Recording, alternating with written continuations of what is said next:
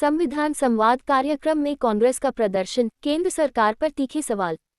वाराणसी शहर में आयोजित संविधान संवाद कार्यक्रम के दौरान कांग्रेस पार्टी ने लोकतंत्र और संवैधानिक मूल्यों को लेकर अपनी बात प्रमुखता से रखी।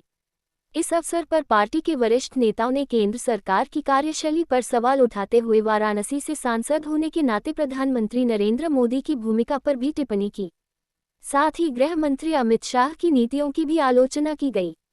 कार्यक्रम को संबोधित करते हुए वक्ताओं ने कहा कि संविधान देश की आधारशिला है और उसकी मर्यादा बनाए रखना प्रत्येक नागरिक और जनप्रतिनिधि की जिम्मेदारी है। नेताओं का कहना था कि वर्तमान समय में लोकतांत्रिक संस्थाओं की स्वतंत्रता और सामाजिक न्याय जैसे मुद्दों पर गंभीर विमर्श की आवश्यकता है। कांग्रेस ने स्पष्ट किया कि वह संवैधानिक मूल्यों की रक्षा के लिए जनसंवाद और जनांदोलन के माध्यम से अपनी बात रखती रहेगी।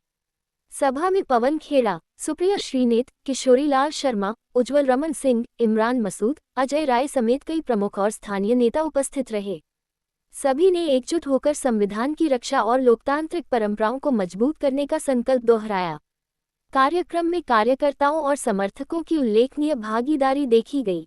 पार्टी नेताओं ने संकेत दिया कि भविष्य में भी इसी तरह के संवाद कार्यक्रम आयोजित कर आमजन को संवैधानिक अधिकारों और कर्तव्यों के प्रति जागरूक किया जाएगा।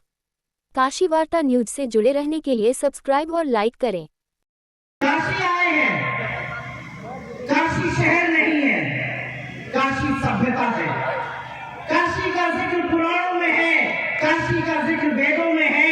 काशी प्रधानमंत्री चीन का नाम नहीं लेता।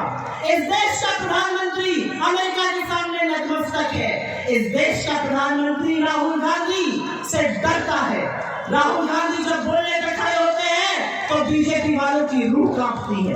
आप राहुल गांधी का माइक बंद कर सकते हैं, आप राहुल गांधी को सदन में, तो वक्त बदलेगा, तस्वीर बदलेगी। अभी हमारे वैभव त्रिपाठी बता रहे थे कल इनको गिरफ्तार कर लिया। अभी अविनाश पांडे जी बता रहे थे कि रोज कांग्रेस पार्टी पर अलग अलग तरह का दमन यहाँ हो रहा है, क्योंकि इन्हें चिंता इसी बात की है कि तानाशाही और नरेंद्र मोदी के बीच में अगर कोई खड़ा है तो वो राहुल गांधी खड़ा है। उसके हाथ में संविधान की किताब है। उससे बढ़िया, उससे बड़ा, उससे मजबूत हथियार और कोई नहीं है। बनारस का अपमान है, ऐसे अपमान करने वाले मोहन भागवत जी का कहना है कि अगर सावरकर को भारत रत्न मिल जाएगा तो ये भारत रत्न की गरिमा बढ़ेगी। उन्होंने पैरवी नहीं की है भारत रत्न सावरकर को देने के लिए, भारत को पाकिस्तान का दो राष्ट्र की परिभाषा दी थी, वो पहले सावरकर साहब ने दी थी। हिंदुस्तान पाकिस्तान का बंटवारा कराने की जो नींव रखी थी वो उन्होंने रखी थी। असम कह रहे हैं कि गोगिया जी वो पाकिस्तान एजेंट से मिले हुए हैं। तो प्रधानमंत्री जी से सवाल करेंगे। प्रधानमंत्री जी भाई नीचे करो आप माइक। सीधा लैंड प्राइम मिनिस्टर ने अपना प्लेन क्यों लैंड किया था और क्यों नवाज शरीफ के घर के ऊपर उनकी माँ के पैर छू करके बिरयानी खा कर। भागवत जी ने ये भी कहा कि हम बता रहे हैं ना आपको, प्राइम मिनिस्टर से सवाल पूछिए वो बिना प्रोटोकॉल के क्यों गए थे पाकिस्तान। भागवत जी ने यह भी कहा है कि जो पॉपुलेशन की डायनेमिक्स चेंज हो गई है और इसके लिए जो मोदी सरकार के प्रयास है वो अपर्याप्त है, ये कहीं ना कहीं मान रहे हैं। क्या डेमोग्राफी चेंज हो गई, उसके आंकड़े बताइए। कहीं ना कहीं वो माइनॉरिटी के ऊपर इशारा है कि उनका आंकड़े बताइए ना, क्या बढ़ रही है। संसद में क्या प्रधानमंत्री को खतरा है?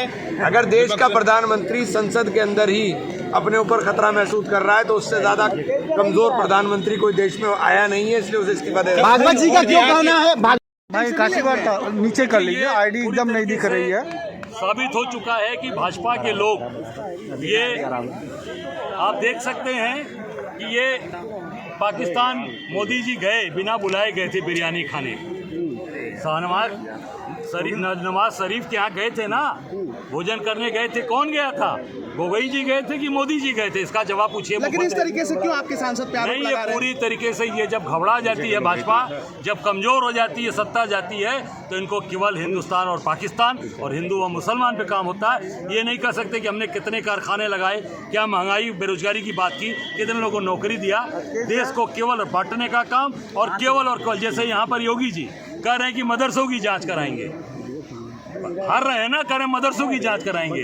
अरे भाई, आप जब मुख्यमंत्री नहीं थे तो गोरखनाथ पीठ में 3 करोड़ रुपए का उसका बजट था, 3 करोड़ रुपए का चढ़ावा था, अब 850 करोड़ रुपए वहाँ पे हो गया। ये कहाँ से आ गया 850? मोहन भागवत जी कह रहे हैं कि वीर सावरकर को भारत रत्न देना चाहिए, उस रत्न का और मान बढ़ जाएगा अगर सावरकर जी को भारत रत्न मिलता है। देखिए, अब ये जिस तरीके से संघ के लोग हैं, ये पूरी तरीके से देश को बर्बाद कर चुके, और नरेंद्र मोदी ट्रम्प के आगे सरेंडर हैं, मोहन भागवत नरेंद्र मोदी के आगे आपने एक चेतावनी दी है या फिर धमकी दी है बीजेपी के मंत्रियों को कि कांग्रेस के कार्यकर्ता डरने वाले नहीं है?